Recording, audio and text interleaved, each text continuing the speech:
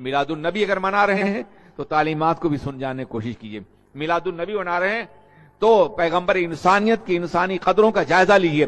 میلاد پاک صرف اس کا نام نہیں ہے. آپ جلوس نکال لیں, بےہودگی کریں, ڈی جے بجائیں, رقص و سرود کریں, ناچتے ہوئے نظر آئیں, یہ توہین ہے میلاد کی, یہ توہین ہے سرور کائنات کے ذکر کی, یہ توہین ہے ولادت مصطفیٰ کی. انسلٹ کر رہے ہیں آپ, کوئی کام نہیں کر رہے ہیں بلکہ جہنم بول لے رہے ہیں, اللہ کا عذاب لے رہے ہیں. بند کیجیے اس طرح کی برائیوں کو. اس سے نہ نبی خوش ہوں گے نہ خدا, بلکہ نبی بھی ناراض ہوں گے اور خدا بھی ناراض ہوگا. آپ اندازہ فرمائیں, ولادت بہت بڑا دن ہے سرکار کا, مگر ایک بہت بڑا دن سرکار کی زندگی میں آیا تھا, فتح مکہ کا. آپ کو معلوم اس روز اللہ کے رسول نے کسی طرح کا ہنگامہ کرنے کی اجازت نہیں دی تھی. عالم یہ ہے کہ آپ جا رہے ہیں تو اونٹ کے کوہان پر آپ کا سر جھکا ہوا, اللہ کی بندگی کر رہے ہیں, خدا کی تسبیح پڑھ رہے ہیں. ایک صاحب نے جوش میں کہا تھا الیوم یوم الملحمہ, آج کا دن تو خون ریزی کا دن ہے. تو اللہ کے رسول نے ان سے قیادت کا جھنجا چھین لیا اور فرمایا نہیں, الیوم یوم المرحمہ, آج کا دن تو رحمت کا دن ہے, آج کا دن تو پیار کا دن ہے. جو برائیاں آپ کرتے ہیں خدا را اس سے باز آ جائیے. لوگ تانا دیتے ہیں ہمیں کہ یہ میلاد النبی منانے والے ان باتوں کی اجازت دیتے ہوں گے, یا معاذ اللہ میلاد شاید اسی طریقے کا منایا جاتا ہو. ہم نے یورپ میں اس طرح کی رسم رکھی, وہاں ڈی جے نہیں بجانے دیتے, ہم وہاں ناچنے نہیں دیتے, وہاں کودنے نہیں دیتے, بلکہ میلاد کا جلوس نکلتا ہے برمنگھم میں, مانچسٹر میں نکلتا ہے, اسی طرح سے یورپ کے مختلف ملکوں میں نکلتا ہے. آپ کبھی ٹی وی پر دیکھ سکتے ہیں, ہالینڈ میں نکلتا ہے. لوگ سلام پڑھتے ہوئے جاتے ہیں, سر جھکائے ہوئے جاتے ہیں.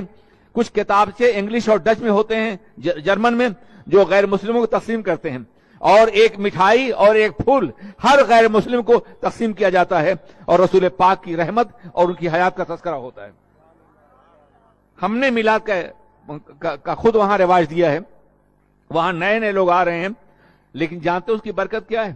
اس کی برکت یہ کہ پورا معاشرہ ایک منظم اور باوقار معاشرہ ہے. یہاں سے زیادہ آزادیاں ہیں وہاں, یہاں زیادہ گناہ ہے وہاں, یہاں زیادہ آوارگی ہے وہاں, یہاں زیادہ بے پردگی ہے وہاں, لیکن ایک عورت بے پردہ نظر نہیں آئے گی. ایک بھی آزادی کا کوئی کام وہاں نہیں ہوگا. لوگ میلاد کو میلاد کی طرح سے مناتے ہیں, ذکر رسول کرتے ہیں. ایک لٹریچر ہوتا ہے, پمفلٹ ہوتا ہے, جس میں حضور کی سیرت ہوتی ہے. ڈچ میں, انگلش میں, جرمن میں اور زبانوں میں تقسیم کیا جاتا ہے. ایک پھول ہوتا ہے, مٹھائی ہوتی ہے, کبھی ایک ڈبہ ہوتا ہے, کبھی چند مٹھائی ہوتی ہے, جو سڑک پہ کھڑے ہوئے غیر مسلموں کو, انگلش کو, ڈچ کو اور جرمن کو دی جاتی ہے, تاکہ وہ سرکار کی سیرت پڑھ سکیں, سرکار کو جان سکیں. آپ کیا کر رہے ہیں؟ یہ کون سا میلاد منا رہے ہیں؟ یہ کون سا تذکرہ کر رہے ہیں؟ آپ سمجھائیے نوجوانوں کو. بدنام نہ کریں وہ ہمیں, بدنام نہ کریں سیرت رسول کو, بدنام نہ کریں اللہ کے رسول کے مقدس دن کو, ان کی ولادت کو. میں عرض کرنا چاہتا ہوں, سرکار نے فتح مکہ کی خوشی بھی اس طرح نہیں منائی جیسے کہ تم سرکار کی ولادت کا دن منا رہے ہو. یہ طریقہ غلط ہے. اچھا ہے مجھے بلا لیا گیا ہے, میں اپنے محسوسات اور جذبات کو پیش کر رہا ہوں. آپ نوجوانوں کو ڈانٹیے نہیں, آپ انہیں برا نہ کہیے, دھکا مت دیجیے, پیار سے سمجھائیے, بیٹا سرکار خوش نہیں ہوں گے, بیٹا اس سے اللہ راضی ہوگا نہیں ہوگا, بیٹا اس سے خدا ناراض ہوگا, بیٹا اس سے اسلام بدنام ہوگا.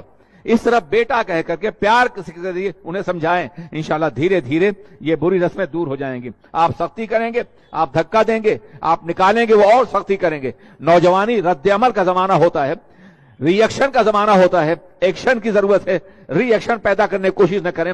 سمجھا کر کے, بجھا کر کے, پیار کے ذریعے انہیں ان برائیوں سے روکیں, تاکہ میلاد کی محفل عبادت کی محفل بن جائے, بندگی کی محفل بن جائے. بہرکیف یہ درمیان کی بات تھی جو میں نے عرض کر دی ہے.